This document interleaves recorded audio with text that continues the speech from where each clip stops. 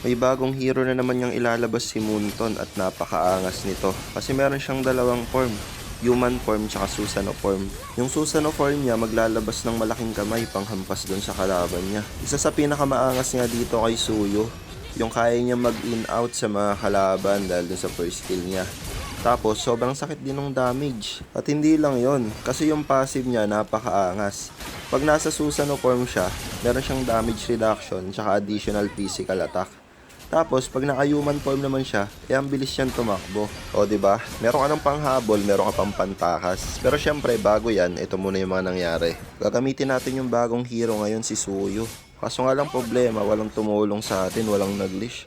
Medyo magiging matagal yung ikot natin dito. Pero all goods lang yun, masakit naman yung damage nito. Isa sa pinakamaganda sa hero na to, yung power spike niya mula early hanggang late game. Kumbaga, hindi siya nag-i-scale down. Malakas siya sa early, malakas siya sa mid, malakas siya sa late game. Tapos, ang lakas ng tama nitong carry. Kinukuha pa yung jungle monster ko. Hindi natin pwedeng ibigay yan kasi mabibehind tayo ng level. Kailangan natin mag-level 4 as soon as possible. Para syempre, madalawan kaagad natin yung gold lane.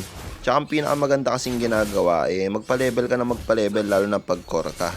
Para sa retrihan, lamang na lamang ka. Kasi mas mataas yung level, mas mataas yung damage ng retribution.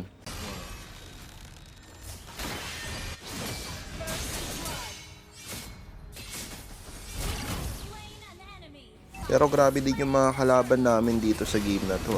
Ang bibilis nilang Romesco.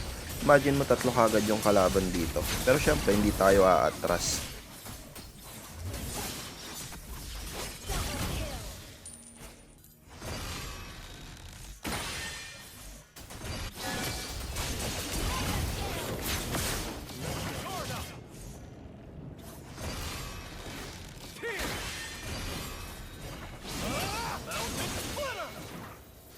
Isa din sa pinakamaganda katangian nung bagong hero na to, yung sobrang bilis niyang umikot sa mapa dahil din yun sa passive niya.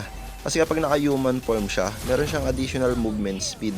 O diba napakaangas talaga nitong bagong hero na to. Kayo, anong tingin nyo dito sa bagong hero na to? Comment nyo nga sa baba.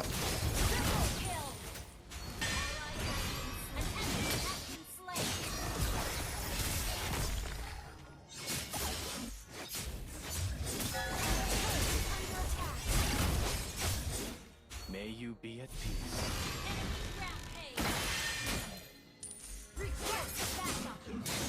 Namimigay din pala kami ng mga libreng epic skin, premium starlight, tsaka normal starlight sa mga random follower. Pero make sure syempre dapat nakapollow ka, tapos nagko-comment ka sa mga videos namin.